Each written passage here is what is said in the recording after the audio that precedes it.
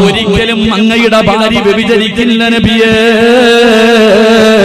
ഒരിക്കലും ആയിഷ ബീബി വ്യഭിചരിക്കില്ല, അങ്ങയുടെ ഒരു ഭാര്യയും വ്യഭിചരിക്കില്ല.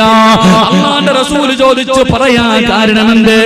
നീയൊന്നും കണ്ടില്ലല്ലോ, പിന്നെ ഇങ്ങനെ ഉറപ്പോടുകൂടെ പറയാനുള്ള കാരണമെന്തെന്ന് ചോദിക്കുമ്പോ റസൂൽ പ്രഭാഷണത്തിൽ കിടന്നു വന്ന മുസ്ലിമേ, നിന്റെ നേതാവ് ആരെന്നറിയോ?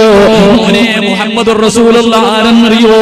മഹാനായ ഉമർ ഇബ്നുൽ ഖത്താബ് റളിയല്ലാഹു തആല അൻഹു അവിടുന്ന് പറയുന്നു, യാ റസൂലല്ലാഹ്, ഒരിക്കലും അങ്ങയുടെ ഒരു ഭാര്യമാരും വ്യഭിചരിക്കൂല. അതിന്റെ കാരണം എന്തെന്നറിയോ നബിയേ? എല്ലാവരുടെ ശരീരത്തിലും ഈച്ച വന്നിരിക്കാറുണ്ട്, എല്ലാവരുടെ ശരീരത്തിലും ഈച്ച വന്നിരിക്കാറുണ്ട്. പക്ഷേ യാ റസൂലല്ലാഹ്, ഇന്നുവരെ അങ്ങയുടെ ശരീരത്തിൽ ഈച്ച ഇരിക്കുന്നത് ഞങ്ങളാരും കണ്ടിട്ടില്ല നബിയേ.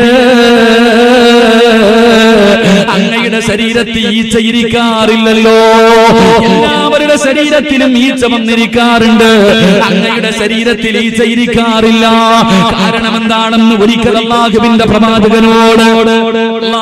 പ്രവാചകനോട് ഉമർ തങ്ങളെ ചോദിച്ചു, നബിയേ, അങ്ങയുടെ ശരീരത്തിൽ ഈച്ച വന്നിരിക്കാത്തതിന്റെ കാരണം എന്താ?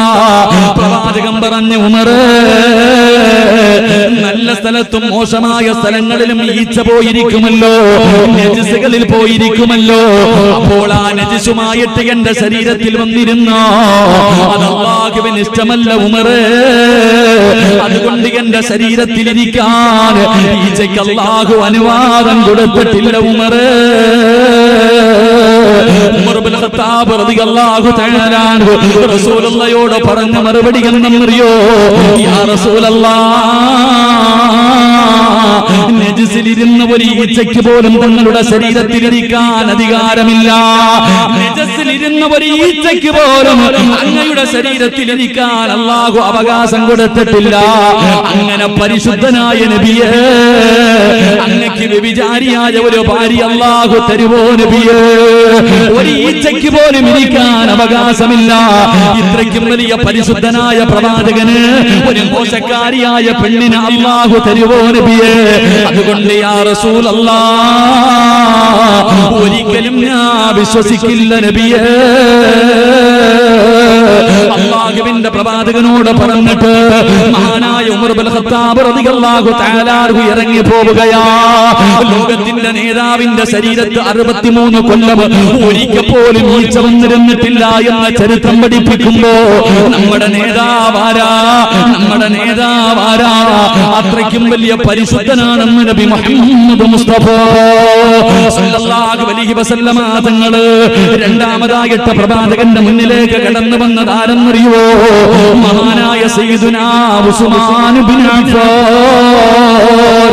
ഉസ്മാൻ റളിയല്ലാഹു തആല അൻഹു ആരോടും മിണ്ടാതെ വീടിന്റെ അകത്തിരിക്കുന്ന പ്രവാചകന്റെ ചാരത്തേക്ക് കടന്നു വന്നിട്ട്, യാ റസൂലല്ലാഹ്, എന്തേ നബിയേ ഒരു മനുഷ്യനോടും മിണ്ടാത്തതെന്തേ നബിയേ?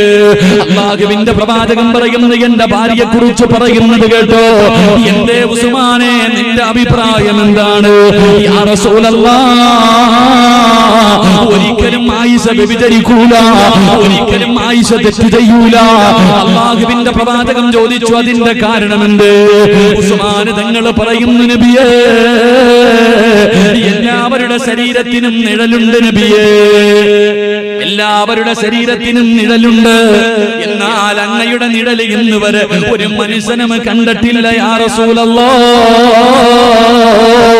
അല്ലാഹുവിന്റെ പ്രവാചകന് നിഴലില്ലായിരുന്നു. അതിനെക്കുറിച്ച് ഉസ്മാൻ തങ്ങൾ തന്നെ അല്ലാഹുവിന്റെ റസൂലിനോട് ഒരിക്കൽ ചോദിച്ചപ്പോ പ്രവാചകൻ പറഞ്ഞു, ഉസ്മാനെ, എന്റെ ശരീരത്തിനെ നിയന്ത്രിക്കാൻ എനിക്ക് കഴിയും, എന്റെ നിഴലിനെ നിയന്ത്രിക്കാൻ ഒരു മനുഷ്യനെ കൊണ്ടും തന്റെ നിഴലിനെ നിയന്ത്രിക്കാൻ കഴിയൂല. അതുകൊണ്ട് എനിക്ക് നിഴലുണ്ടെങ്കിൽ ഞാൻ നടക്കുന്ന സമയം അത് വിസർജനങ്ങളിലൂടെ, ശുദ്ധിയില്ലാത്ത സ്ഥലങ്ങളിലൂടെ എന്റെ നിഴലിങ്ങനെ പോകുമല്ലോ. സഹാബികളെ നടക്കുമ്പോ എന്റെ നിഴലിന്റെ മുകളിലെ ചവിട്ടുമല്ലോ. അതുകൊണ്ട് അല്ലാഹു സുബ്ഹാനഹു വ തആല എനിക്ക് നിഴല് തന്നിട്ടില്ലെന്ന് പ്രവാചകൻ അവിടെ പറയുമ്പോ മഹാനായ സയ്യിദുനാ ഉസ്മാൻ